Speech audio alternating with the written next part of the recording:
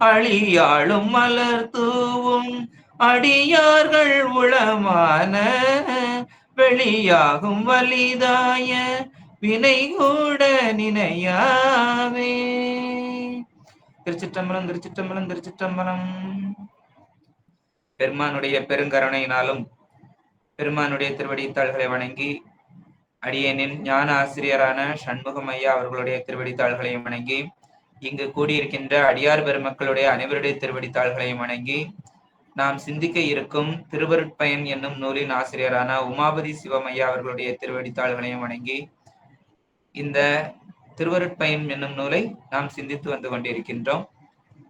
கடந்த வகுப்பின் தொடர்ச்சியாக திருவருட்பயன் என்ற நூலுக்கு சிறப்பு பாயிரம் எழுதிய நிரம்ப அழகிய தேசியர் அவர்கள் சிறப்பு பாயிரம் எழுதியிருக்கிறார்கள். அந்த சிறப்பு பாயிரத்தை பார்த்து அதனுடைய தொடர்ச்சியாக நூலை நாம் சிந்திக்கலாம்.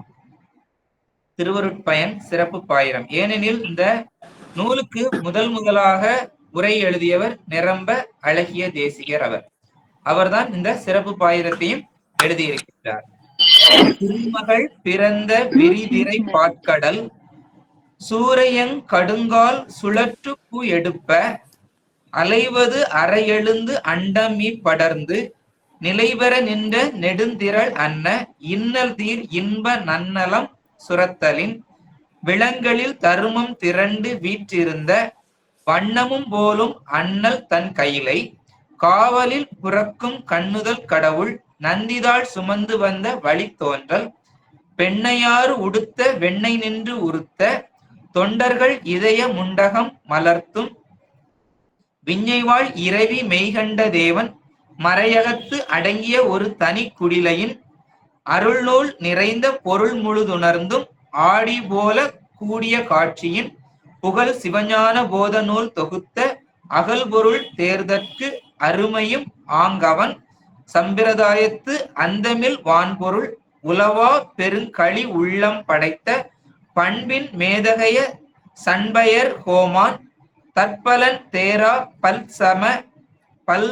பல்பல சமைகள் மலைத்தலை கொன்மு மாருதம் அரைத்தன தலைத்தலை இரிய தான் இனிது உரைத்த புகழ் சிவஞான போத உள்ளுரையாம் திகழ் சிவஞான சித்தியின் விரிவும் என்போல் மருண்ட புன்புல மாக்கள் தீரா இடும்பையும் திருவுளம் கொண்டுதன் ஆரா காதலின் ஆக்கியோனாக பாயிடம் கொண்ட தன்னாய் இடம் கொண்டு பவப்பிரகாச படரிருள் விழுங்கும் சிவப்பிரகாச திருப்பெயர் மேவி தரைமகள் மருங்கில் பரிவுடன் வளைந்த நரலையின் தொகைக்கு நான்மடங்கு உடைய சைவ நூல் சலதி நொய்தினில் கடத்தும் மரக்கலம் அதற்கு மாலுமி ஒப்ப எழில் ஈரைந்தும் வலுவர புணர்ந்து தெள்ளு சீர் புலமை வள்ளுவன் தனக்கோர் நற்றுணை உடைத்தன கற்றவர் கழிப்ப அருட்பயன் என்னா அதற்கொரு நாமம் தெருட்பட புனைந்து செந்தமிழ் யாப்பில் குளரடி வெள்ளை ஒரு 100 இயம்பினன்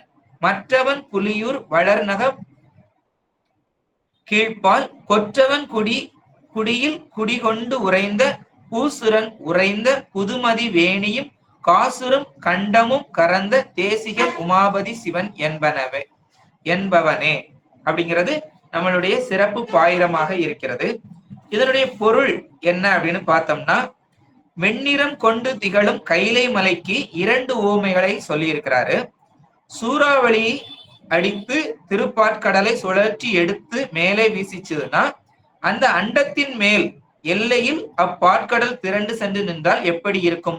பால்னாலே வெண்மை, அந்த வெண்மையான கடல் திரண்டு போய் மலையில நின்னா எப்படி இருக்குமோ அப்படி இருக்கிறது கைலை மலை அப்படிங்கிறது ஒரு இது சொல்லி இருக்கிறாரு. மேலும் சிவபுண்ணியம் எல்லாம் ஒருங்கே திரண்டு நின்றார் போலவும் இருக்கிறது அப்படின்னு 2 ஓமை சொல்லி இருக்கிறாரு. சிவபெருமானுக்குரிய அம்மலையில் காவல் பணி பூண்டவர் நந்தி தேவர். அங்க காவல் செய்கிறவர் நந்தி தேவர். அவரது உபதேச பரம்பரையில் வந்தவர் தான் யாரு? மெய்கண்ட தேவர். அவர் திருவெண்ணை நல்லூரில் வாழ்ந்தவர். தம்மை கண்ட அடியாரின் உள்ள கமலங்களை மலரச் செய்யும் அருட்கதிரவன் அவர். அவர் உள்ள கவரக்கூடியவர், அடியார்களுடைய உள்ளத்தை மலர வைக்கக்கூடியவர். அருளாசிரியர் செய்த சிவஞான போதம் வேதம் முழுதையும் தன்னகத்தை அடக்கி நிற்கும் பிரணவத்தை போன்றது. அந்த சிவஞான போதம் அப்படிங்கிற நூலை செய்திருக்கிறார் இல்லையா, அந்த சிவஞான போதம் அது எப்படிப்பட்டதுன்னா வேதம் முழுவதையும் அடக்கி நிக்குது. பிரணவம் எல்லாத்தையும் அடக்கி நிற்கிறது போல இந்த நூல் எப்படி நிற்கிறது, வேதம் முழுவதையும் அடக்கி நிற்கின்றது. ஆகம பொருள் முழுவதையும் அடக்கி காட்டும் ஆடி போன்றது. அது கண்ணாடி மாதிரி, ஆடினா கண்ணாடி, அதுல பார்த்தோம்னா அது எல்லாம் தெரியும் அப்படிங்கிறது மாதிரி. அந்த நூலை கற்று தேர்வது என்பது மிகவும் கடினமானதாக இருக்கிறது. ஏனெனில் அருமையான நூல், ஆனால் படிப்பதற்கு கடினமாக இருக்கிறது. எல்லாத்தையும் சேர்த்து ஒருங்கே வைத்து சுருங்க சொல்லப்பட்டதால் அப்படின்னு சொல்லி இருக்கிறாரு. மெய்கண்ட தேவரது வழியில் வந்த முடிந்த முடிவாகிய பொருளை பெற்று அதனால் உள்ள பெருகி எழும் பேரின்பமாகிய பயனையும் பெற்ற அருட்பண்பினர் சண்பயர் கோன் என பெறும் அருள் நந்தி தேவர் அவர் என்ன பண்ணியிருக்கிறாரு அப்படின்னா, அவர் சிவஞான போத நூலின் உள்ளுரையை வெளிப்படுத்த வேண்டி சிவஞான சித்தி என்னும் விரிந்த நூலை அருளி செய்தார். அப்பம் சிவஞான போத நூலுக்கு விரிந்த நூலாக இருப்பது சிவஞான சித்தியார். அதை செய்தவர் அருள் நந்தி சிவம். மலை உச்சியில் திரண்டு நின்ற மேக கூட்டங்களை பெருங்காற்று சிதற அடிப்பது போல பற்பல சமயத்தார் கூறும் பொருந்தா கொள்கைகளை அந்நூலில் மறுத்துள்ளார். நம்ம இப்போ திரண்டு நிக்குது மேகம், அத காற்று அடிச்சிருந்தா என்ன ஆகும், அந்த மேகங்கள் எல்லாம் செதறி பறந்து போய் நிற்கும், நிறைய இடத்துல செதறி விழுந்து விடும். அதுபோல இவங்க நிறைய பிற சமயத்துக்காரர்கள், நிறைய சமயவாதிகள் சொன்ன கூற்றுகளை எல்லாம் மறுத்து சொல்லி இருக்கிறாரு, அவர்களை எல்லாம் மறுத்திருக்கிறாரு. அதுதான் இது சிவஞான சித்தியார்ல சொல்லப்பட்டிருக்கிறது. சிவஞான போதத்தின் சுருக்கமும் சிவஞான சித்தியின் விரிவும் என்போலும் குறையறிவு உடையார் அந்நூல்களை அணுக ஒட்டாதபடி செய்கின்றன. இவரு இந்த நூலுக்கு உரை எழுதியவர் கூட சொல்றாரு, எப்படி சொல்றாரு, அந்த சிவன் அவரை தாழ்த்தி சொல்றாரு, என்போல குறைய அறிவு உள்ளவர்களுக்கு அது படிக்க முடியல அப்படின்னு சொல்றாரு. ஏனெனில் சுருக்கமும் கற்போருக்கு இடர்பாட்டை தருகிறது, பெருக்கமும் ஒரு வகையில் நூலை கற்பதற்கு தடையாய் அமைகிறது. ஏன்னா சுருக்கம் அப்படிங்கும் போது எப்படின்னா அதுல உள்ள எசன்ஸ் மட்டும் இருக்குது, அதுல உள்ள திரண்ட கருத்துக்கள், அதுக்கு நம்ம நிறைய விரிவாக்கம் செய்தால் மட்டும்தான் என்ன பண்ண முடியும், அதை படிக்க முடியும். அந்த அளவுக்கு பொருள் விளங்கணும். அது சுருக்க இருப்பதனால நமக்கு அந்த அளவுக்கு பொருள் விளங்கல. சரி, அப்படி இருக்குதுன்னா அதை விரிச்சு ஒருத்தர் சொல்லி இருக்கிறாருன்னு பார்த்துட்டோம். அப்ப விரிச்சு சொல்லி இருக்கிறாருல, அதுல விரிச்சு சொன்னா பொருள் புரியும் இல்லையான்ட்டு அதை படிக்கலாம் அப்படின்னு பார்த்தா அது ரொம்ப அளவுக்கு அதிகமா இருக்குது, ரொம்ப பெரிய நூலா இருக்குது. அதனால அது மலைப்பை தருகிறது, இவ்வளவு படிக்கணுமா அப்படிங்கிற மலைப்பை தருகிறது அப்படின்னு சொல்லியிருக்கிறாரு. இவ்வாறு கற்போருக்கு உண்டாகும் இன்னலை கருத்தில் கொண்டு ஒரு பெரியவர் செஞ்சிருக்கிறாரு. அவர் மேற்கண்ட அன்பினால், நம்ம மேல கொண்ட அன்புனால சுருங்கியும் போகாமல் விரிந்தும் செல்லாமல் ஒரு நூலை ஆக்கி அருளி இருக்கிறார். அவர் என்ன பண்ணிருக்கிறாரு, இந்த மாதிரி ரொம்ப சுருங்கியும் போகாம ரொம்ப விரித்தும் சொல்லாம அதுக்கு ரெண்டுக்கும் இடைப்பட்டத ஒரு நூலை சொல்லி இருக்கிறார் ஒரு பெரியவர். அவர் யாருன்னு நம்ம பார்க்கலாம். பிறவியாகிய நோயை தோற்றுவிக்கும் பெரிய மலமாகிய இருளை முற்றிலும் நீக்க வல்ல சிவப்பிரகாசம் என்னும் பெயரை தன் நூலுக்கு கொடுத்தார். அந்த நூல் எந்த நூல் அப்படின்னா அதுதான் என்ன நூல், சிவப்பிரகாசம். ரொம்ப விரிஞ்சும் இல்லாம ரொம்ப சுருங்கியும் இல்லாம நடுத்தரமா ஒரு நூலை செஞ்சிருக்கிறாரு. அந்த நூல் எப்படிப்பட்ட நூல்னா, பிறவியாகிய நோயை தோற்றுவிக்கும் மலம், பெரிய மலம் என்னதுன்னா ஆணவ மலம், அந்த இருளை நீக்கக்கூடிய ஒரு நூல், அதுதான் சிவப்பிரகாசம் அப்படின்னு தன் நூலுக்கு ஒரு பெயர் கொடுத்திருக்கிறாரு. நிலத்தை சூழ்ந்துள்ள கடல் 7 எனப்படும். நம்ம நிலத்தை, பூமியில உள்ள நிலத்தை சூழ்ந்து இருக்கிற கடல் எத்தனை இருக்குன்னா 7 கடல் இருக்குது. வெண்ணிக்கையை போல 4 மடங்கு எண்ணிக்கை உடையது சிவ ஆகமம் ஆகிய கடல். அப்போ 7 கடல் பரப்பளவு, 7 பெரிய கடல்கள் இருக்குது. அதுபோல 4 மடங்கு உள்ள கடல், அதுன்னா 7 28 கடல் சேர்ந்தா எப்படி இருக்குமோ அதுபோல உடையது எது, சிவ ஆகமங்கள் என 28 ஆகமங்களை சொல்லி இருக்கிறாரு. ஆகமங்களாகிய அக்கடலை கடக்க உதவும் மரக்கலமாக திகழ்வது இந்த சிவப்பிரகாசம். அப்போ அந்த நூலை நம்ம படிக்கணும், அந்த கடலை கடக்கணும். ஏன்னா ஆகமங்கள் அவ்வளவு பெருசுன்னு சொல்லி இருக்கிறாங்க. அதுல உள்ள திரண்ட கருத்துக்களை தான் எதுல சொல்லி இருக்கிறாரு, அந்த சிவஞான போதத்துல சொல்லியிருக்கிறாரு. அப்ப அந்த நூல்களை படிக்கிறதுக்கு ஒரு என்னது வேணும்? மரக்கலம் வேணும். அந்த மரக்கலம் தான் எது? கடலை கடக்கிறதுக்கு கப்பல் வேணும் இல்லையா? அந்த கப்பல் தான் எது அப்படின்னா அந்த சிவப்பிரகாசம் என்னும் நூல் அப்படின்னு சொல்லியிருக்கிறாங்க. சரி, மரக்கலம் என்றால் அதனை வழி நடத்துகின்ற மாலுமி ஒருவன் வேண்டுமே. இப்ப நம்ம கப்பல் இருக்குன்னா கப்பலுக்கு ஒரு மாலுமி வேணும் இல்லையா? அந்த மாலுமி தான் என்னது அப்படிங்கிறத பார்க்க போறோம். சிவப்பிரகாசமாகிய மரக்கலம் அதற்கு மாலுமி ஒப்பாக மற்றொரு நூலை செய்த அருளி அதற்கு திருவருட்பயன் என்னும் பெயரை சூட்டினார்.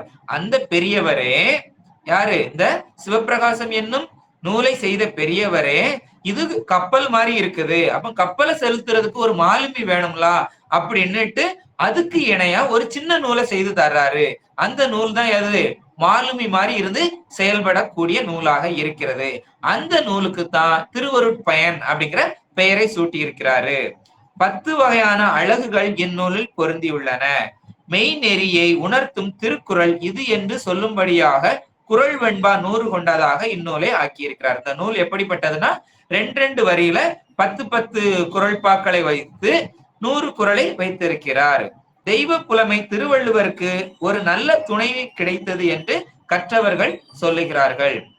இந்த நூலை தெய்வ புலவர் 1330 குறள் செய்திருக்கிறார். அதுக்கு இணையா அவருக்கு துணையாக இந்த நூலை சொல்றாங்க. இதுவும் நல்லா குறள் வடிவத்துல இருக்கிறதுனால இந்நூலை இயற்றிய பெரியார் தில்லைவாழ் அந்தனர். இது யார் இந்த நூலை செய்திருக்கிறாரு அப்படின்னா அவர் எங்க உள்ளவர் அப்படின்னா தில்லைவாழ் அந்தனர் குலத்தில் தோன்றிய வள்ளல். தில்லையின் கிழக்கே உள்ள கொற்றவன்குடி என்னும் ஊரில் தங்கி இருந்தவர். கொற்றவன்குடியில தங்கி இருந்தவர். சிவபெருமான் நிலவு அணிந்த சடையையும் கரிய கண்டத்தையும் மறைத்து ஞானாசிரியராகிய இவராக வந்தருளினார் என்னும் படியாக விளங்கி உமாபதி சிவம் என்னும் திருப்பெயரை உடையவர் ஆயினார். அப்ப இந்த உமாபதி சிவம்ங்கிறவரை நிலவை நம்ம சிவபெருமானை பார்த்தா எப்படி இருக்கும்? சடை வைத்திருப்பாரு, கங்கை வைத்திருப்பாரு, நிலவு வைத்திருப்பாரு, பாம்பை கட்டி இருப்பாரு. இதெல்லாம் மறைச்சு இந்த கண்டத்துல கழுத்துல கண்டம், இந்த நீல கண்டம் இருக்கும். அந்த நீளத்தெல்லாம் மறைச்சு நிலவையும் மறைச்சு வச்சா எப்படி ஒரு தோற்றம் வருமோ அப்படிப்பட்டவராக இருக்கிறார். யாரு? உமாபதி சிவம். அவருடைய பெயரே சிவபெருமானுடைய பெயரே தாங்கி வந்திருக்கிறார். அப்பம் சிவபெருமானும் இவரும் வேறு அல்ல. அப்படிப்பட்டவர் செய்த நூல் தான் இது. எது? இந்த சிவப்பிரகாசம் திருவருட்பயன் என்னும் நூலாக இருக்கிறது. அதுல நம்ம சிந்திக்க போற நூல் தான் இந்த திருவருட்பயன் என்னும் நூலை நாம் சிந்திக்க இருக்கிறோம். இந்த திருவருட்பயனுக்கு முன்னுரையாக அமைத்த இப்பாயிர செய்யுளை பாடியவர் நிரம்ப அழகிய தேசிகர் அப்படின்னு நம்ம சொல்றோம். இவர் திருவருட்பயனுக்கு தெளிந்த உரையை வகுத்தவர். இவர் தான் தெளிவான உரையை வகுத்திருக்கிறாரு. உரையின் தொடக்கத்துலதான் நம்ம இப்ப பாடின அந்த செய்யுளை சிறப்பு பாயிர பாடலை வைத்திருக்கிறாரு. சிவபிரானுக்கு உரிய கைலை மலையை முதலில் வர்ணிக்கிறார். அந்த பாடலை எப்படி வர்ணிக்கிறார் அப்படின்னா சிவபெருமானுக்குரிய கைலை மலையை தான் முதல்ல வர்ணிக்கிறாரு. நெடுந்திரள் அன்ன கைலை எனவும் தருமம் திரண்டு வீற்றிருந்த வண்ணமும் அப்படின்னு 2 தான் சொல்றாரு. அப்படி தனித்தனியா கூட்டி கொள்ளுதல் வேண்டும் அப்படின்னு சொல்றாரு. கைலையை காக்கும் நந்தி தேவர் சிவபெருமானுக்குரிய திருவுருவை தாமும் பெற்றவர். ஏன்னா சிவபெருமான்கிட்ட இருந்துதான் யாரு? நந்தி தேவர் வர்றாரு. அவர் பரம்பரையில வந்தது. அவரை அபர சம்பு என்பர். நந்தி தேவரை அபர சம்பு அப்படின்னு சொல்லுவாங்க. அது பற்றியே கண்ணுதற் கடவுள் நந்தி அப்படின்னு இங்க சொல்லி இருக்கிறாரு. அவரது திருவடியை உள்ளத்திலும் சென்னியிலும் கொண்டு போற்றும் திரு கைலாய பரம்பரையில் உபதேசம் பெற்றவர் ஆதலின் மெய்கண்ட தேவர் நந்திதாள் சுமந்து வந்த வழி தோன்றல் அப்படின்னு சிறப்பா இந்த பாடல்ல சொல்லி இருக்கிறாரு. அவர் ஞான ஒளி வீசும் கதிரவனாய் தோன்றலாதலின் விஞ்சை வாழ் இரவி என சொல்லி இருக்கிறாரு இந்த பாடல்ல. விஞ்சை அப்படின்னா வித்தை இல்லைன்னா அறிவு, அதை தாங்கியவர். மெய்யறிவாகிய ஞானத்தை குறித்தது. வாழ் அப்படின்னா ஒளி, ஞானவாள் ஏந்தும் ஐயர் அப்படின்னு நம்மளுக்கு திருவாசகத்துல வருகிறது. ஓம் எனும் பிரணவத்தை ஒரு தனி குடிலை என்றார். ஊமை மறையாகிய அது வேதங்களை தன்னகத்து அடக்கி நிற்பது போல அளவாட் சிறிய சிவஞான போதம் அறிவு நூல் பொருள் முழுவதையும் தன்னுள்ள அடக்கி கொண்டு நிற்கின்றது என்பது கருத்து. அப்போ அந்த ஓம் அப்படிங்கிற ஓம்ங்கிற ஒரு எழுத்து எல்லா பிரணவ எழுத்துன்னு நம்ம சொல்றோம். அதுதான் ஆகம வேத ஆகமங்களை எல்லாம் தன்னகத்தை அடக்கி நிற்கின்றது. அதுபோல அந்த வேத ஆகம கருத்துக்களை எல்லாம் ஒரு சிறிய நூல் சிவஞான போதம் என்னும் நூல் தன்னகத்தை அடக்கி நிற்கிறது. சிவஞான போதம் என்னும் முதல் நூலும் சிவஞான சித்தியார் என்னும் வழி நூலும் இருக்கும் போது சிவப்பிரகாசம் என்னும் நூலை ஏன் செய்ய வேண்டும் என்னும் வினா எழுப்பிக் கொண்டு அதற்கு விடையும் கூறுகிறார். செறிவும் திட்ப நுட்பமும் வாய்ந்த சிவஞான போத நூலின் சுருக்கம் அதனை அறிய புகுவோருக்கு இடர்பாட்டினை தருவதாய் உள்ளது.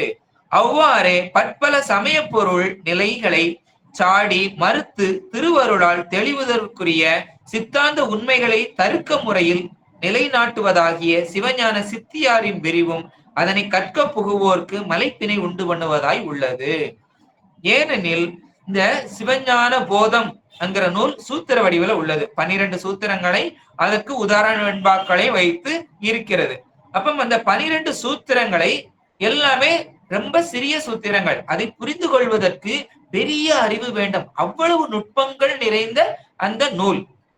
அப்படி நுட்பங்கள் நிறைந்திருப்பதனால எல்லாராலும் சாமானியர்களால அதை புரிந்து கொள்ள கடினமாக இருக்கிறது என்ற ஒரு காரணத்திற்காகவும் இந்த சிவஞான சித்தியார் அப்படிங்கிற நூல் பல சமயவாதிகளை எல்லாம் மறுத்து நிறைய பாடல்களை தொகுத்து நிறைய சொல்லி இருக்கிறார். அப்படி சொல்லும் போது அது ஒரு பெரிய மலை போல இருக்கிறது. அப்படிங்கிறதுனால போய் படிக்கணும்னு நினைச்சாலே அப்ப இவ்வளவு படிக்கணுமா அப்படிங்கிற மலைப்பை தருவதாக இருப்பதனால ரெண்டுக்கும் இடைப்பட்டதாக இந்த நூலை செய்திருக்கிறேன் அப்படின்னு அவரே அதற்கு விடையும் தந்திருக்கிறார். அது எதனால தந்திருக்கிறார் அப்படின்னா நம்ம ஆன்மாக்களுடைய கருணைக்காக தரப்பட்டது. கருணையினால் செய்ததே இந்த சிவப்பிரகாசம் என்னும் நூலாகும். பவப்பிரகாச படரிருள் விழுங்கும் சிவப்பிரகாசம் என்று குறிப்பிடுகிறார். யாரு? நிரம்ப அழகிய தேசிகர். அந்த சிவப்பிரகாசத்தை எப்படி சொல்றாருன்னா பவப்பிரகாச படரிருள் விழுங்கும் சிவப்பிரகாசம். பவப்பிரகாசம் என்பது இந்த இடத்துல பவப்பிரகாசம் பிரகாசம்னு 2 இடத்துல வருது, இருமுறை வந்துள்ளது. ஆனாலும் 2 இடத்துல வந்தாலும் ஒவ்வொரு இடத்துல வரும்போதும் வேறு வேறு பொருளை தருகிறது. முதலில் உள்ள காசம் அப்படிங்கிறது நோய் என பொருள்படும். 2வது பிரகாசம் என்றால் அது பிரகாசம் என்றால் மிகுந்த நோய் என்பது பொருள். அடுத்த உள்ள காசம் ஒளி என பொருள்படும். அப்போ பிரகாசம் என்பதற்கு மிகுந்த ஒளி என்பது பொருள். எனவே பிறவியாகிய நோயை தோற்றுவிக்கின்ற பரந்த ஆணவ இருள் முழுவதையும் ஒடுக்குகின்ற சிவஞானமாகிய ஒளி என்பது அத்தொடரில் பொருளாய் அமைகிறது. அப்போ நமக்கு நோய் இருக்குது, அந்த ஆணவ நோய் இருக்குது, அதை நீக்குவதற்கு வந்ததுதான் என்னது? அந்த சிவப்பிரகாசம் என்னும் நூல். அந்த நூலை படிப்பதற்கு எளிமையாக உதவி செய்யக்கூடிய நூல் தான் எது? இந்த திருவருட்பயன். நிலத்தை வளைத்து சூழ்ந்திருக்கின்ற கடலை நிலமகள் தன் இடையில் உடுத்தி இருக்கும் ஆடை என வர்ணிக்கிறார். நரலை என்பது கடல். நரலைங்கிற அந்த வார்த்தை வந்ததில்லையே, அது கடலை குறிப்பது. இந்நிலத்தை சூழ்ந்த கடல் 7 ஆகும். இத்தொகைக்கு 4 மடங்கு ஆகிய அதாவது 28 என்னும் எண்ணிக்கையுள்ள கடல்கள் வேறு உள்ளன. அவை சிவ ஆகமங்கள் என்னும் கடல்கள் ஆகும். அவற்றை கடப்பதற்கு உதவும் மரக்கலம் ஒன்று உண்டு. அதுவே இந்த சிவப்பிரகாச நூலாகும். அதனை சைவ நூல் சலதி நொய்தினில் கடத்தும் மரக்கலம் என்கின்றார். இந்நூல் ஒன்றை கற்று தேர்ந்தால் சிவ ஆகமங்களின் பொருள்கள் அனைத்தையும் கற்று தெளிந்ததாய் முடியும் அப்படின்னு அர்த்தம். அப்ப சிவப்பிரகாசம்ங்கிற நூலை கத்துக்கிட்டாலே அந்த ஆகமங்களை எல்லாமே நம்ம கத்துக்கிட்டதாக அர்த்தம் அப்படின்னு சொல்றாரு. ஆனால் அந்த சிவப்பிரகாச நூலுக்கு உதவியாக திருவருட்பயனையும் செய்து அருளினார் உமாபதி சிவம். ஏனெனில் திருவருட்பயனை முதலில் தெரிந்து கொண்டு அது காட்டும் வழியிலே சிவப்பிரகாசத்தை பயின்றால் சித்தாந்த பொருளை முட்டின்றி இனிது விளங்கிக் கொள்ள முடியும். எனவே சிவப்பிரகாசம் சிவ ஆகம கடலை கடத்தும் மரக்கலம் என்றால் திருவருட்பயன் அதனை நடத்தும் மாலினி எனலாம். இவ்வாறு கூறி அவ்விரு நூல்களை பற்றிய சரியான மதிப்பீட்டினை அளித்துள்ளார் நம்மளுடைய பாயிர பாடலை சொன்ன பாயிர ஆசிரியர் ஆகிய நிரம்ப அழகிய தேசிகர். இந்த திருவருட்பயன் 2 அடிகளை உடைய குறள் வெண்பாவால் ஆனது. இது 2 அடியில உள்ள குறள் வெண்பாவால ஆனது. சித்தாந்த பொருள்களை 10 அதிகாரங்களாக வகுத்து கொண்டு ஒவ்வொரு அதிகாரத்திற்கும் 10 குறள்களை அமைத்து ஓமை ஒட்டு முதலிய அணிநலம் சிறக்க ஆற்றாமை, இரக்கம், சினம் முதலிய உணர்ச்சிகள் ஆங்காங்கே வெளிப்பட ஆசிரியர் நூலை கொண்டு செல்லும் போக்கு திருவள்ளுவரின் போக்கினை அடி ஒற்றியதாக உள்ளது. மேலும் திருவள்ளுவர் வீட்டியல் பற்றி குறிப்பாகவே சொல்லி சென்றார். அதனை தெளிவாக எடுத்து ஓதி அவரது உள்ள கிடக்கை இது என புலப்படுத்தியவர் இந்த உமாபதி சிவம் ஆவார். ஏன்னா நம்ம திருக்குறள்ல என்னது பார்த்திருக்கிறோம், திருக்குறள்ல 3 பாலாக தான் பார்க்கிறோம். 4வதாக இந்த வீடு பேரினை அதுல ரொம்ப சொல்லல. அதுல வந்து அறம், பொருள், இன்பம், வீடு பத்தி ரொம்ப பேசல. அதனால வீட்டை பத்தி தனியா சொல்லணும் அப்படிங்கிறதுக்காக வீடு பேரை குறிக்கும் நூலாக இந்த 100 குறள்களை இந்த நூலுல வைத்திருக்கிறாரு. இதனால் தெள்ளுசீர் புலமை வள்ளுவன் தனக்கோர் நற்றுணை உடைத்து என கற்றவர் களிப்புறுகின்றார்களாம் அப்படின்னு சொல்றாரு. ஞானாசிரியர் சிவமே என்பது சைவ நூல் கொள்கை. அம்முறையில் சிவபெருமானே உமாபதி சிவனாராக இருந்து திருவருட்பயனை உலகிற்கு வழங்கினார் என கூறி முடிக்கின்றார். ஏன்னா நம்ம ஏற்கனவே கடந்த வகுப்புல பார்த்தோம், எல்லா தொழில்களையும் ஒருத்தங்களுக்கு கொடுக்கலாம். ஆனால் முக்தி தொழிலை கொடுப்பதாக இருந்தால் அது சிவபெருமான் மட்டும்தான் அதை செய்யக்கூடியவர். முக்தி அடைஞ்சிட்டாரா அடையலையா, முக்தி கொடுக்கிறதுக்கு தகுதி பெற்றதை சோதிப்பதற்கு யாருதான் தகுதி? சிவபெருமான் மட்டும்தான். இந்த படைத்தல், காத்தல், மற்ற எல்லா தொழிலையும் ஒவ்வொருத்தருக்கும் கொடுக்கலாம். ஆனால் ஆன்மாக்களுடைய முக்தி அப்படிங்கிறது பெரிய காரியம். அதுக்கு பக்குவப்பட்டுட்டாங்களா அப்படின்னு அதை சித்திக்க வல்லவர் யாருதான்? சிவபெருமான் தான். அந்த தொழிலை இந்த உமாபதி சிவத்திற்கு கொடுத்திருக்கிறார். 2 பேரை முக்தி அடைய வச்சிருக்கிறார் அப்படிங்கறத நம்ம கடந்த வகுப்புல பார்த்தோம். அப்ப முக்தி கொடுப்பது யாரு? சிவபெருமான் தான். அப்ப இந்த உமாபதி சிவம்ங்கிறதும் சிவபெருமானுங்கிறது வேறு அல்ல அப்படிங்கிறது தான் நம்ம இந்த நூல் ஆசிரியருடைய கருத்தாகவும் இருக்கிறது. அடுத்து நம்ம பார்க்க இருக்கிறது காப்பு செய்யுள்.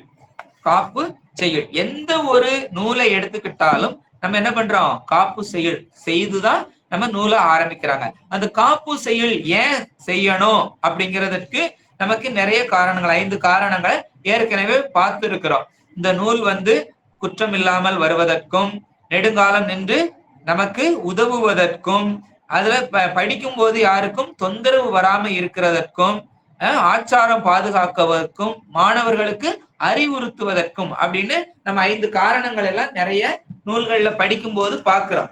அப்படி பார்த்தாலும் இந்த நூல்ல இவர் வந்து யாரு? சிவபெருமானே வந்து இருந்து இந்த நூலை செய்யறாரு, உமாபதி சிவம்ங்கிற பேர்ல தாங்கி. அப்ப எதுக்கு இந்த நூலுக்கு காப்பு செய்யுள் செய்யணும் அப்படின்னு நமக்கு கேள்வி வரலாம். கேள்வி வந்தால் ஞானிகளுக்கெல்லாம் அது தேவை இல்லாததுதான். ஆனாலும் ஆன்றோர் ஆச்சாரியம் பாதுகாப்பதற்கும் மாணாக்கர்களுக்கு அறிவுறுத்துவதற்காகவும் இவர் மறுபடியும் என்ன பண்றாரு? காப்பு செய்யுள் செய்யறாரு. அந்த காப்பு செய்யுள்ல நம்ம கணபதி வணக்கத்தை சொல்றாரு. நற்குஞ்சர கன்று நன்னிற் கலை ஞானம் கற்குஞ்சர கன்று கான் அப்படிங்கிறது பாட்டு. இது திருக்குறள் வடிவிலேதான். 1.25 வரிதான். சரியா? முதல் வரி 4 வார்த்தைகள்லையும் அடுத்த வரி 3 வார்த்தைகள்லையுமே இருந்து 1.25 வரியிலேயே முடிக்கிற பாடலாக இருக்கிறது. அப்ப இதன் பொருள் என்ன அப்படின்னா, நல் குஞ்சர கன்று அப்படின்னா நல், நற்குஞ்சரம், நட் அப்படின்னு சொல்லி இருக்கிறது நல். நல் நன்மை ஒன்றையை செய்கின்ற. குஞ்சரம், குஞ்சரம்னா யானை. இது ஆகுபெயராக விநாயக பெருமானை குறிக்கின்றது. கன்று, கன்று அப்படின்னா இளமை. சரியா? இளமையை குறிக்கக்கூடியது. சிவசத்து, மாறாத தன்மை அப்படிங்கிறத குறிக்கிறது. நன்னின் அப்படின்னா புகலிடமாக அறிந்து சார்தலால். கலை ஞானம், ஞான நூல் அறிவு. கற்கும் வருந்தி கற்க பெறும். சரக்கு அன்று பொருள் ஆகாது. கான் மாணவனே இதை நீ அனுபவமாக அறிவாயாக அப்படிங்கிற அந்த வார்த்தைகளோட அர்த்தமாக இருக்கிறது. அதை நம்ம முழுதும் பார்க்கலாம். குஞ்சரம் அப்படின்னா நம்ம யானைன்னு பாக்குறோம். நற்குஞ்சரம் அப்படின்னா ஞான யானை, அது நல்ல யானை. நல் குஞ்சரம் அப்படின்னா நல்ல யானைன்னா அது எந்த யானை? ஞான யானை. ஞான யானைன்னா அறிவுல தெரியக்கூடிய யானை. அந்த அறிவாக இருக்கக்கூடியவர் நம்மளுடைய அறிவுல தெரிகிறாரு. நம்ம அறிவுல அந்த யானை லாந்தி கொண்டு இருக்கிறது. இது இந்த உலகத்துல உள்ள சரீரம் தாங்கி வந்த யானை கிடையாது. இது எப்பவுமே நன்மையை செய்யக்கூடிய யானை. அதனாலதான் நல் குஞ்சரம் அப்படின்னு சொல்றாரு. உலகத்து யானைக்கு என்ன ஆகும்? மதம் பிடிக்கும். அது மதம் பிடிச்சிருச்சுன்னா என்ன பண்ணும்? அந்த பாகனையே கொன்றுவிடும். ஆனால் இது என்ன பண்ணாது? அப்படி கிடையாது. மதம் பிடிக்கக்கூடிய யானை கிடையாது. இது அறிவு, ஞான யானை. நம்ம இத கன்று அப்படின்னு சொல்றாரு. கன்று என்னன்னு சொல்லுவோம்? பன்னி குட்டி, பன்னி குட்டி அப்படின்னு சொல்லுவோம். நாய்க்குட்டி அப்படின்னு சொல்லுவோம். அது அதிகமாக பெருக்கப்படுறது. ஒன்றுக்கு மேற்பட்ட குட்டிகளை, இந்த பிள்ளைகளை பெறுவதை என்ன சொல்றோம்? குட்டி அப்படின்னு சொல்றோம். ஆனா ஒன்றே ஒன்று மாடு போடுறது ஒரு கன்று தான் போடும். அதே நம்ம கன்று அப்படின்னு சொல்லுவோம். யானை கன்று அப்படின்னு சொல்றோம். அப்ப இந்த கன்று என்றால் ஒன்றை சொல்லுவது, ஒன்றை மட்டும்தான் சொல்லுவது. அது இளமையை குறிக்கக்கூடியது. இந்த கன்று இளமையை குறிக்கக்கூடியது. பலவாக உள்ளதை தான் என்ன சொல்லணும்? குட்டி அப்படின்னு சொல்லணும். அப்ப இனிமேல் நம்ம என்ன பண்றோம்? குழந்தைகள் எல்லாம் குட்டி அப்படின்னு சொல்லக்கூடாது. நம்ம ஒரு குழந்தை தான் நிறைய வீட்டுல இருக்குது, அது கன்று, இளமையான கன்றுன்னு தான் சொல்லணும். சரியா? அப்போ பசு கன்று அப்படின்னு சொல்றோம். அப்ப யானை கன்று. அப்போ கன்றை இளமையை குறித்து இங்க வரக்கூடியது. கன்று என்பது இளமையை குறிப்பது. இதையே திருஞான சம்பந்தரை கொழுந்து என்றார் சேக்கிழார் பெருமான். மண்ணில் வளர் மதிக்கொழுந்து அப்படின்னா, அப்போ இளமையை குறிக்கக்கூடியது. அந்த மதிக்கொழுந்து அப்படின்னா, கொழுந்துனால இளமை. ஏன்னா முத்துன செடி வளர்ந்துருச்சு அப்படின்னா அந்த இலை முதிர்ந்து விடும். இது வந்து கொழுந்துன்னு சொல்றாரு. அப்ப அறிவுக்கு வந்து முதிர்ச்சி கிடையாது. கொழுந்து என்பது இளமையை குறிப்பது. உடம்புக்குத்தான் முதிர்ச்சி. அப்ப நம்ம உடம்பைத்தான் முதிர்ச்சின்னு சொல்லணும். இந்த அறிவுக்கு கிடையாது. ஏன் இளமை என்று கூறுகிறார் என்றால், அறிவுக்குத்தான் இளமை, அறிவுக்குத்தான் இளமையை சொல்லப்படுகிறது. கிழட்டு அறிவு என்று நம்ம எப்பொழுதும் சொல்லப்படுவது இல்லை. அறிவுனால இளமையை குறிக்கிறது தான்.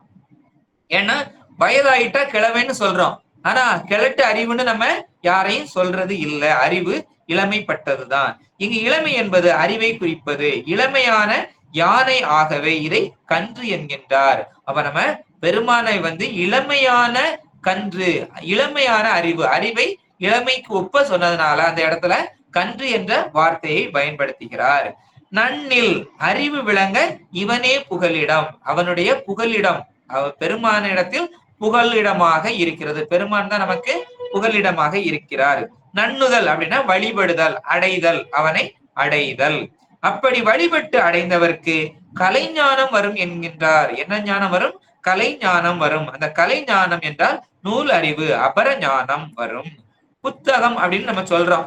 ஒவ்வொரு புத்தகத்தை படிக்கிறோம். புத்தகம் அப்படின்னா என்ன அப்படின்னா, அகத்தை புகுவிப்பது, புதுப்பிப்பது.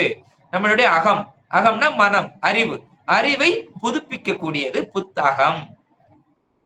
அகம்னா அறிவு, உள்ள இருக்கக்கூடியது. உள் உள்ளதுதான் அகம்னு சொல்லக்கூடியது. புறம் அகம்னு சொல்றோம். அப்போ உள்ள உறுப்பு என்னதுன்னா அறிவு. அறிவை புதுப்பிச்சு கொண்டே இருக்கிறது தான் என்னது? புத்தகம்.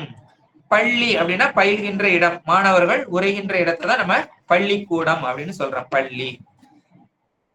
கற்குஞ்சரக்கன்று அப்படின்னு சொல்றாரு. வருந்தி கற்க வேண்டியது இல்லை. நம்ம என்ன எப்படி படிக்கணும்னு இல்ல, வருந்தி வருந்தி மனப்பாடம் பண்ணி படிக்கணும்னு இல்ல. எப்படி படிக்கணுமா? விநாயக பெருமானை கும்பிட்டால் எளிதில் புரிந்து விடுமான். ஏன்னா நம்ம சாமி கும்பிட்டு போறோம், அதனால நம்ம பரீட்சையில 100 மார்க் வாங்கிடலாம் அப்படின்னு போகக்கூடாது. அவரை கும்பிட்டுட்டு படிச்சா எளிதில் புரியும். புரியாத வார்த்தைகள் கூட நம் மனதில் தங்கி புரிய வைப்பார் அப்படிங்கிறதா அதோட அர்த்தம். ஆகவே வருந்தி கற்க வேண்டியது இல்லை. அது கற்குஞ்சரம் அல்ல, அது நல்குஞ்சரம். நம்ம கல்குஞ்சரம் அல்ல. அது வந்து கல்லுன்னு நினைக்க கூடாது, கல்லுன்னு கும்பிடக்கூடாது. அப்படி கும்பிட்டோம்னா அது நம்ம அறிவுல பதியாது. அது நல்குஞ்சரம், நல்ல அறிவு வாய்ந்த யானையாக இருக்கிறது, கன்றாக இருக்கிறது. அங்க இளமையான அறிவு இருக்கிறது அப்படின்னு நினைச்சு நம்ம கும்பிடணும். அந்த ஞான வாரணம், வாரணம்னு இவன் யானையை சொல்றோம். அவருக்கு எத்தனை பேர் இருக்குதா? 59 பெயர்கள் இருக்கிறது இந்த யானை அப்படிங்கிறதுக்கு. அது என்னலாம் அப்படின்னு ஒரு சில பெயர்களை நாம சிந்திக்கலாம். வேளம், களிறு, களபம், மாதங்கம், கைமா, உம்பர், உம்பன், அஞ்சனாபதி, அரசுவா, அல்லியன், உம்பி, நால்வாய், அறுபடை, ஆம்பல், ஆனை, இபம், ரதி, குஞ்சரம், இருள், தும்பி, பல்விலங்கு, தூங்கல், தோல், கரையடி, அரும்பி, வாரணம், பெருமா, பூட்கை, ஒருத்தல், ஓங்கல், நாகம், பொங்கலி அப்படின்னு இதுக்கு நிறைய பேர் சொல்லி இருக்கிறாங்க. மொத்தம் 59 பேர் இருக்குது. நம்ம இதுல கொஞ்சம் பெயர்களை தான் சிந்தித்து இருக்கின்றோம். அப்போ இது இளமையோட இருக்குது. அப்ப நம்ம இங்க இன்னொரு கேள்வி வருது. இளமையா இருந்தா எப்படியா அவங்க நமக்கு தீர்ப்பு சொல்லுவாங்க, நமக்கு நன்மை செய்வாங்க. ஏன்னா ஞானம் இருக்கணும்னா அவங்களுக்கு என்ன இருக்கணும், அனுபவம் இருக்கணும். வயதானவங்களுக்கு தானே அனுபவம் இருக்கும் அப்படின்னு ஒரு கேள்வி வருது.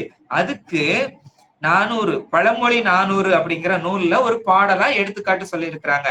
உரைமுடிவு காணான் இளமையோன் என்ற நரைமுது மக்கள் ஓப்ப நரைமுடித்து சொல்லால் முறை செய்தான் சோழன் குலவிச்சை கல்லாமல் பாகம் படும் அப்படிங்கிற பாடலை சொல்லி இருக்கிறாங்க.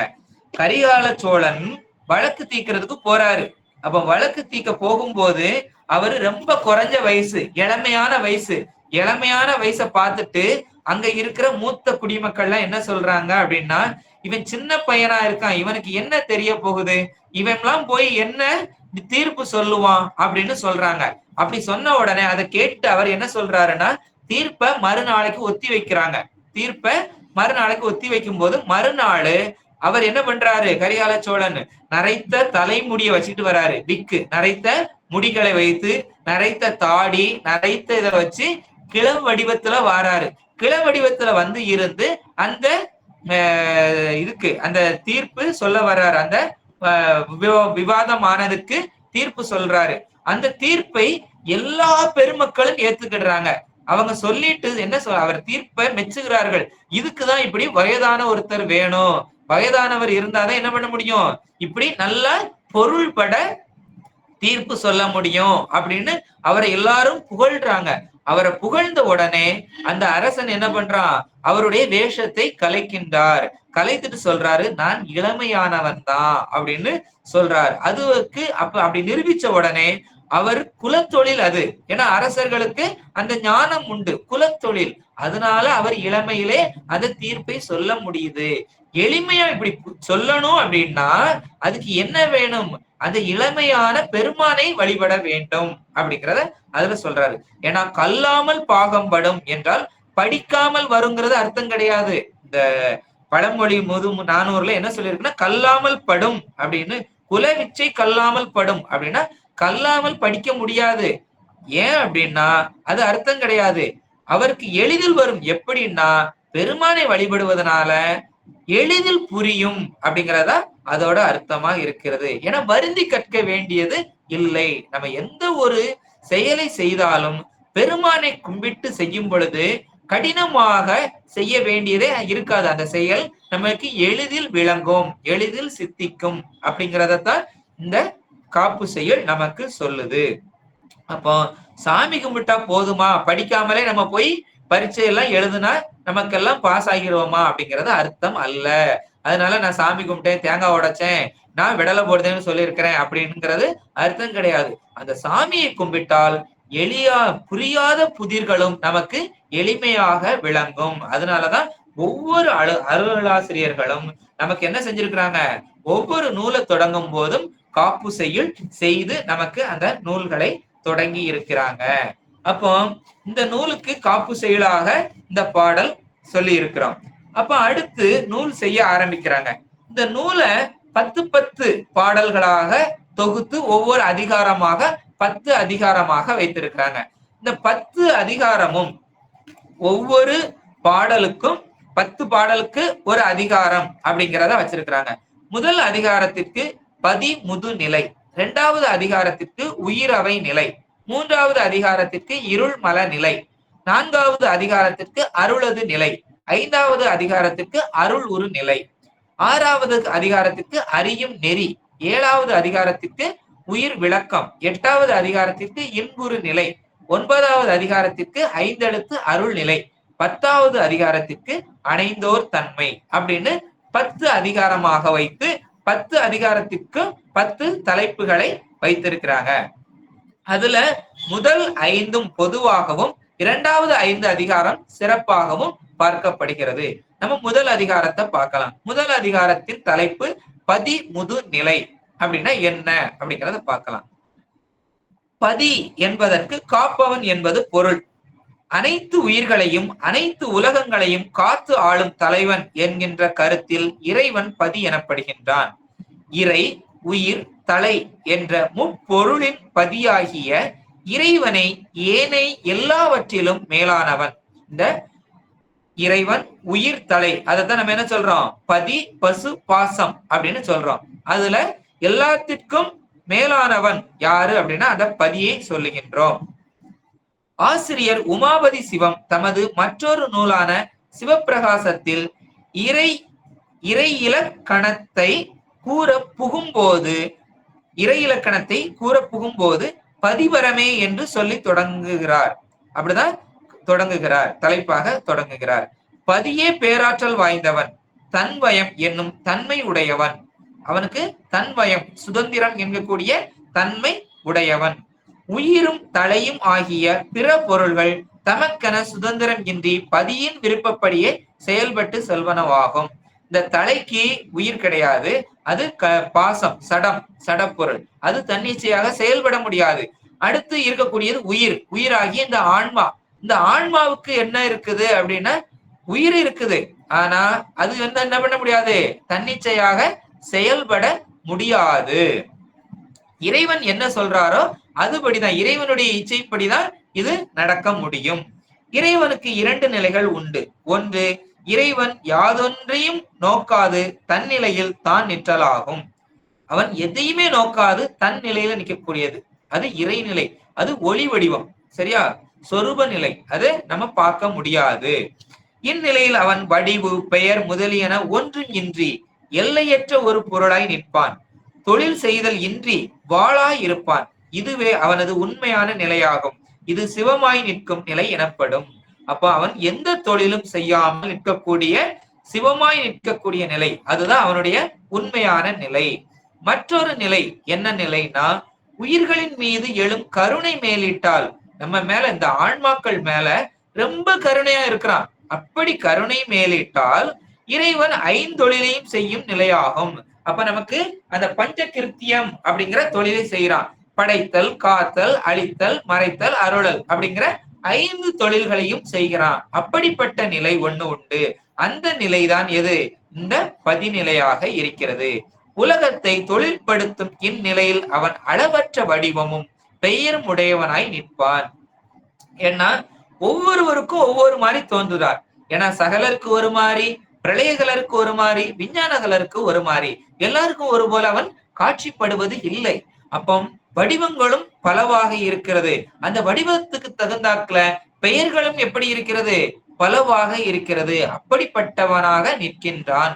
அப்படிப்பட்ட நிற்கக்கூடிய நிலைக்கு பெயர் தான் எது? பதியாய் நிற்கும் நிலை அப்படின்னு சொல்லப்படுது. அப்ப இறைவன் 2 நிலையாக இருக்கின்றான். ஒன்று பொது, இன்னொன்று சிறப்பாக நிற்கின்றான். அப்ப அவன் சிறப்பாக இருக்கக்கூடியது அவனுடைய சொரூப நிலை, பதியாக நிற்கக்கூடியது நமக்காக வரக்கூடிய தடத்த நிலையாக வருகின்றான். பதியாய் நிற்கும் நிலையில் அவனிடத்து காணப்படும் இயல்புகளை எடுத்து கூறுதலில் இவ்வதிகாரம் பதி முது நிலை என பெயர் பெற்றது. அப்ப பதிநிலையா நம்மளுக்காக, ஆன்மாக்களுக்காக இறங்கி வர்றான். அந்த இறங்கி வந்த நிலையை நம்ம என்ன சொல்றோம்? பதி நிலை அப்படின்னு சொல்றோம். இவனை பத்தி, இந்த பதியை பத்தி நிறைய எடுத்து பேசுறோம். எடுத்து பேசும்போது அவனுடைய சிறப்புகளை எல்லாம் சொல்றோம். அப்படிப்பட்ட சிறப்புகளை சொல்லக்கூடிய நிலைதான் எது? இந்த பதி முது நிலை அப்படிங்கிற முதல் அதிகாரத்திற்கு பெயராக அமைந்திருக்கின்றது. இறைவனது இயல்பை முதுநிலை என குறிக்கின்றார் ஆசிரியர்.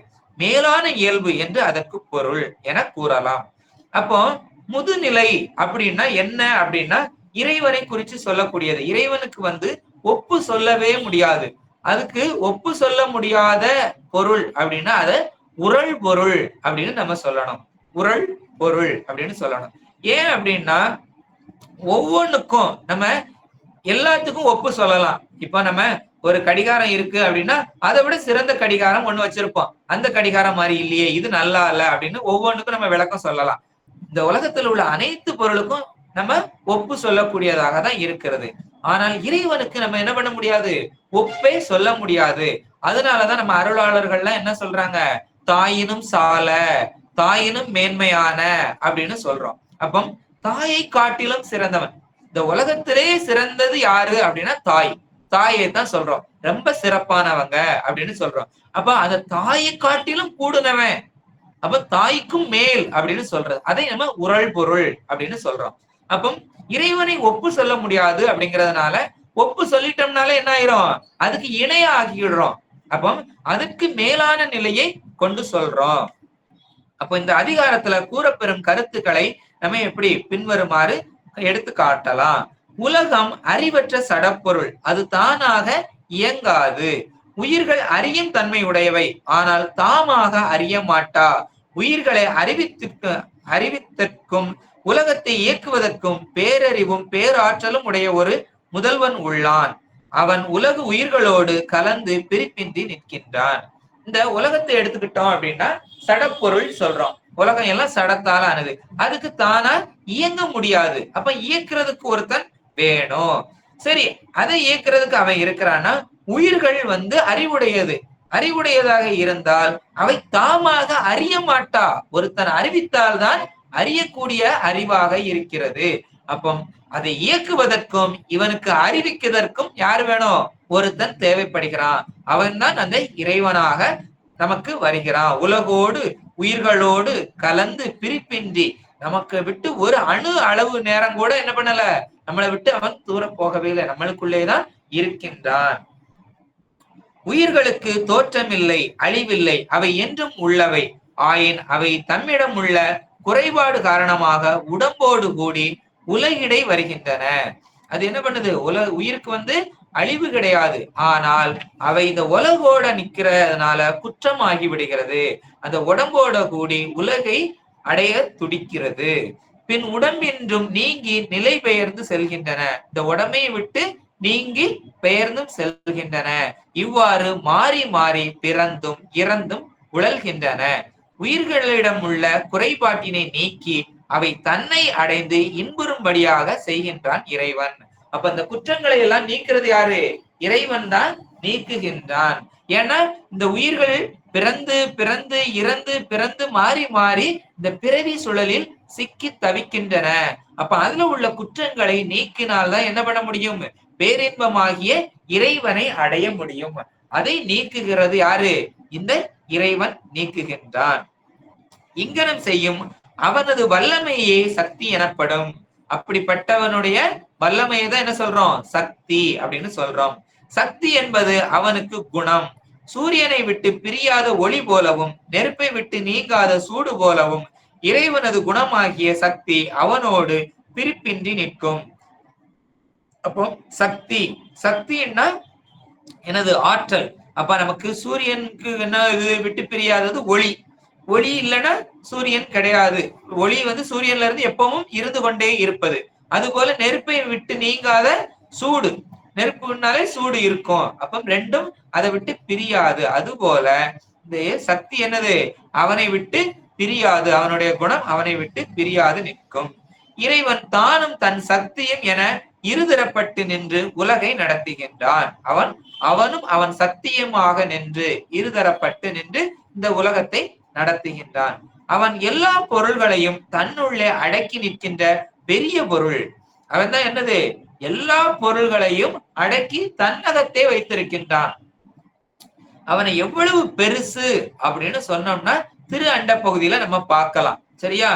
நம்ம மாணிக்க வாசகர் சொல்றாரு, அவனுடைய அந்த அண்டங்கள் எல்லாம் எப்படிப்பட்டது அப்படின்னா, நம்ம ஜன்னலை திறந்தோம்னா சூரிய ஒளி வரும்பொழுது ஒரு தூசியா தெரியும் இல்லையா? அந்த ஒவ்வொரு தூசியும் ஒவ்வொரு அண்டம் அவன் முன்னாடி. அப்ப நம்ம எல்லாம் அதுக்குள்ள எப்படி இருப்போம்னு யோசித்து பார்க்கணும் அப்படிங்கிறத மாணிக்க வாசகர் சொல்றாரு. அந்த அளவுக்கு அவன் பெரியவன் அப்படின்னு சொல்றாரு. எல்லாவற்றுக்குள்ளும் ஊடுருவி கலந்து நிற்கின்ற நுண்ணிய பொருளும் அவனே. அப்படிப்பட்டவன் தான் நம்ம அந்த இதுல ஒரு தூசி அளவு கூட, அதே ஒரு பெரிய சிறிய துகள்னு சொல்றோம் ஒவ்வொரு அண்டமும். அந்த அண்டத்துக்குள்ள நம்ம இருக்கிறோம். அந்த நம்மளுக்குள்ளேயே அவன் உள்ள உட்கார்ந்துகிட்டு இருக்கிறான். அப்போ நுண்ணியனுக்கு நுண்மையாகவும் பெரிய பொருளுக்கு பெரியதாகவும் இருக்கின்றான். அவன் உயிர்களின் அறிவிற்கு எட்டாதவன். நம்ம உயிர்களுடைய அறிவுக்கு எட்டவே மாட்டான். உயிர்களிடத்தில் பெரும் கருணை உடையவன். அவனை மாதிரி கருணை யாருக்குமே கிடையாது. அவ்வளவு கருணையாளன் நம்ம உயிர்கள் மேல. அவன் ஆக்குதல், காத்தல், அழித்தல் என்னும் முத்தொழில்களை செய்கின்றான். உயிர்களின் மாசினை நீக்கி தூய்மை செய்து ஆட்கொள்ளும் பொருட்டு இத்தொழில்களை அவன் மேற்கொள்கின்றான். இந்த படைத்தல், காத்தல், அழித்தல் இந்த தொழில்களை எல்லாம் அவன் தான் செய்யறான். அவன் எதற்காக செய்யறான்னா இந்த ஆன்மாக்களை உய்விப்பதற்காக அவன் இறங்கி வந்து இந்த தொழில்களையும் செய்து நம்மளை என்ன பண்றான்? உய்விக்கின்றான். அவனுக்கு ஓர் உருவம் இல்லை, பெயர் இல்லை, அசைவில்லை. இதுவே அவனது உண்மை நிலை. காலம், இடம் முதலிய எல்லைகளை எல்லாம் கடந்து விரிந்து நிற்கும் அவனது பெருநிலையை ஞானிகளை உணர்தல் கூடும். அவனுக்கு ஒரு பேரு கிடையாது, ஒரு ஊரு கிடையாது, அவனுக்கு அசைவு கிடையாது, இந்த இடம், இந்த காலம் அப்படின்னு எதுவுமே கிடையாது. அப்படிப்பட்டவனை யாரு அறிகின்றார்கள் அப்படின்னா ஞானியர்கள் தான் அறிய முடியுது. நம்மளால அறிய முடியவில்லை. ஏனையேறும் தன்னை ஒருவாறு உணர்ந்து உய்யும் பொருட்டு அவன் வரம்புள் பட்டு பல வடிவங்களை தாங்கி நின்று அருள் புரிகின்றான். அப்படின்னா இந்த ஞானியர்களுக்கு மட்டும்தான் அவன் கருணையாளனா அப்படின்னா அப்படி அல்ல. அவன் ஞானியர்களுக்கும் காட்சி கொடுக்கின்றான். அதான் விஞ்ஞானகலர் ரூபத்தில் அவங்களுக்கு சொரூபமா காட்சி கொடுக்கின்றான். அவர்களுக்கு அடுத்த நிலையில இருக்கக்கூடிய பிரளயகலர்களுக்கு அவன் உருவம் தாங்கி, சரியா, பதி உருவம் தாங்கி வந்து காட்சி கொடுக்கின்றான். மான் மழுவோடு காட்சி கொடுக்கின்றான். சரியா, அவங்களுக்கு தான் அப்படி காட்சி கொடுப்பான். அந்த சகலர்களாகிய நமக்கு எப்படி காட்சி கொடுப்பான் அப்படின்னா அவன் குரு வடிவத்தில் வந்து குரு மூலமாக வந்து நமக்கு காட்சி கொடுத்து நம்மளையும் என்ன செய்யறான்? ஆட்கொள்கின்றான் அப்படின்னு சொல்றாரு. அப்ப அவனுக்கு எவ்வளவு வேலை, எத்தனை உருவம் எடுத்து வர வேண்டிய இருக்கு இந்த ஆன்மாக்களுக்காக அப்படின்னு அருளாளர்கள் சொல்றாங்க. உயிர்கள் இறைவனாகிய தலைவனை உடையவை. சரி, அந்த உயிர்களுக்கு நம்ம எல்லாம் யார தலைவனாக உடையவது? இந்த இறைவனைத்தான் தலைவனாக உடையவை. அதுபோல இறைவனுக்கும் ஒரு தலைவன் உண்டா என்று கேட்கலாம். நமக்கு தலைவன் இறைவன் இருக்கான், அப்ப இறைவனுக்கு தலைவன் உண்டா அப்படின்னு கேட்கலாம். இறைவனை யாவருக்கும் மேலானவன், ஆகவே அவனுக்கு மேலான ஒரு தலைவன் இல்ல. அதனாலதான் கணபதி அப்படின்னு சொல்றோம். அந்த கணபதி அப்படின்னா அவனுக்கு மேல ஒரு தலைவன் கிடையாது அப்படிங்கிறத சொல்றான். அப்ப அந்த கணபதிங்கிறது யாரை குறித்து வருகிறதுன்னா பரம்பொருளாகி சிவபெருமானை குறித்து தான் என்ன பண்றோம்? அந்த காப்பு செய்யுள் செய்கின்றோம். இறைவன் எப்பொருளிலும் கலந்து நின்றாலும் அவற்றின் சார்பினால் அவன் தன் தன்மையை மாறுபட மாட்டான். தேவரும் காணுதற்கு அரிய பரம்பொருள் அவன். ஆயினும் அடியவர்களுக்கு எளியவனாய் அவ் அருள் உள்ளத்தில் அகலாது நிற்பான். அப்ப இறைவன் வந்து எப்படிப்பட்டவனா இருக்கிறான்? தேவர்கள் நினைச்சா கூட அவனால பார்க்க முடியாது, அப்படிப்பட்ட பெரியவன். ஆனால் அடியவர்கள் உள்ளத்துல அவன் என்ன பண்ணிட்டு இருக்கிறான்? கேட்ட உடனே வந்து தங்கி விடுகின்றான். அப்படிப்பட்டவன் எளியவன், எல்லாருக்கும் எளியவனாக இருக்கின்றான். அதையும் யாருதான் சொல்லி இருக்கிறா? பெருமானே சொல்லி இருக்கிறாரு. எதுல? நம்ம உமாபதி சிவம் அவருக்கு கடித சீட்ல எழுதி கொடுக்கறதுல அடியார்க்கு எளியன் என தில்லை அண்ணல் அருளும் திருமுகத்தின் அப்படின்னு சொல்லி எழுதி கொடுத்திருக்கிறாரு. அப்ப அவரே கைப்பட எழுதியிருக்கிறாரு. அடியார்களுக்கெல்லாம் யாருதான் அவன்? எளியவனாக இருக்கின்றான். அப்படிப்பட்ட, சரியா, உலக பற்றை நீக்கி தன்னையே சார்ந்து நிற்கும் உயிர்களுக்கு பிறவி துன்பத்தை நீக்கி சுகத்தை தருவான். அப்படிப்பட்ட இந்த எளியவன் யாருக்கு? உலக பற்றை நீக்கி அவனை சார்ந்து நிற்கணும். நம்ம அவனை சார்ந்து நிற்கும் போது நமக்கு என்ன தருவான்? இந்த துன்பத்தை நீக்கி, உயிர்களுடைய இருக்கக்கூடிய துன்பத்தை நீக்கி சுகத்தை தருவான், பேரின்பத்தை நமக்கு தருவான். பிறவி பிணிக்கு அவனை உற்ற மருந்தாகவும் இருக்கின்றான். அவனை நினைந்து வழிபடுதலே உயிர்கள் செய்யத்தக்கது. அப்ப நம்ம எல்லாம் என்ன செய்யணும் அப்படின்னா அவனை நினைந்து நம்ம வணங்கணும். அவனை நினைந்து நம்ம இது பண்ணுனாதான் என்ன பண்ண முடியும்? உய்வு பெற முடியும். சரி, இப்படி எல்லாத்துக்கும் பெரிய பொருளா இருக்கின்றான். அவன் எல்லாத்துக்கும் விளங்காத ஒரு, யாரு கண்ணுலையும் படமாட்டான், யாருடைய அறிவிலையும் இருக்க மாட்டான், அப்படிப்பட்ட பெரிய பொருளாக இருக்கின்றான். அப்படிப்பட்டவன், சரியா, மூப்பு, அவன் பெரியவனாக இருக்கின்றான். அப்படி இறைவனது இயல்பையும் திருவருளையும் தரும் அவனது மேலான இயல்புகளை கூறுவதுதான் எனது முது, இந்த மூத்த திருப்பதிகம் அப்படின்னு சொல்றோம் இல்லையா? அது போல தெய்வ சேக்கிழார் என்ன சொல்றாரு? மொய்த்து வளர் பேரழகு மூத்த வடிவையோ அத்தகைய மூப்பெனும் அதன் படிவமேயோ என்பது போலவும் அந்த மூப்பு அப்படின்னா பெரிய அப்படிங்கிறத குறிச்சு வருது. இப்படிப்பட்ட இறைவனுடைய சிறப்பு என்பது என்ன அப்படிங்கிறத கேள்வியாக வருகிறது. அதை நம்ம இந்த பாடல்ல பார்க்கலாம். முதல் பாடலாக அகர உயிர் போல் அறிவாகி எங்கும் நிகரில் இறை நிற்கும் நிறைந்து அப்படிங்கிறது நம்மளுடைய திருவருட்பயன்ல முதல் பாடலாக வருகிறது. நிகரில் இறை, உவமிக்க முடியாத ஒப்பில்லா உயர்வுடைய இறைவன். அப்ப அவனை எப்படியுமே சொல்ல முடியாது, அது போல பெரிய உயர்வு அவனுக்கு நம்ம எந்த ஒரு இதையும் சொல்லி உயர்வு சொல்லவே முடியாது, அவ்வளவு உயர்வுடையவன். அகரம், எழுத்தொலிகளின் பிறப்பதற்கு மூலமான நாதம். அகரம் அப்படின்னா அந்த எழுத்துக்களுக்கெல்லாம் முதல் எழுத்தாக நாதம் வருகிறது. உயிர் போல் உடலுக்கு பிராணன் போல் எழுத்துக்களுக்கு ஆதாரமாய் இருக்கிறது. அறிவாகி சடமாய் அகரம் போலின்றி அறிவு சொருபியாய் அறிவு சொரூபமாக இருக்கின்றான்.